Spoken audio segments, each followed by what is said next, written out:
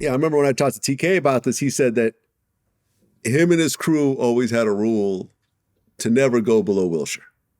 I wouldn't. That was just all across the board. Don't go below Wilshire, especially at night. And, that's what's kept him safe all these times. But, people want to go and be in the hood. They want to, what I'm saying, go experience certain things. Like, I wouldn't go to that Roscoe's.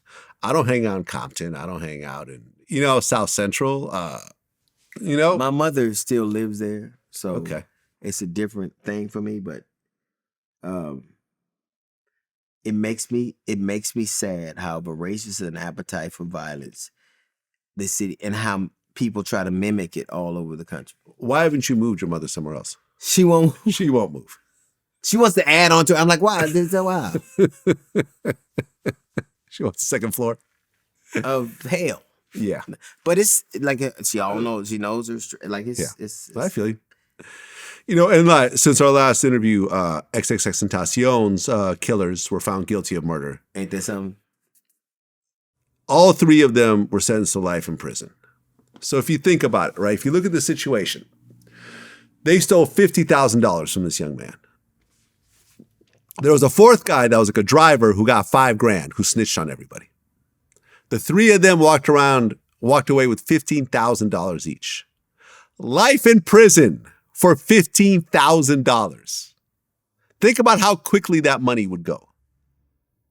$15,000, life in prison, and you have some fans of this guy in prison. Like XXXTentacion has, I believe, the most streamed album like ever on Spotify. And so they're gonna want to be famous too. They're gonna want to be famous too. I don't understand. I understand desperation and I understand fear. Mm-hmm. Hatred are derivative of those things. But the $15,000, your studio is more than that. Yeah. Our equipment is more than that. Yeah. And so in the grand scheme of things, if you have had a broader continuum of experiences, that's a bit. But if you live in a space this small. Mm-hmm. Yeah, it seems like all the money in the world. It seems like you can retire with that. Yeah. Yeah. I feel like. And that is the problem, because rather than having these people think that this means more, if they could just expand their horizons, if they could see more things. Mm-hmm. Do you now that I have been overwhelmed over the things I've been able to see. I was talking to my wife the other day. I said, "Can you believe we saw that? Can you believe?" But this is what I would say to all these people out there who are doing the things they're doing. Just live a little longer and see a little more, and wait to see how dumb the things were you thought were once important. Yeah. Yeah. It's just so. Today, some lady I never met gave me a book that is older than everybody I know. Way older.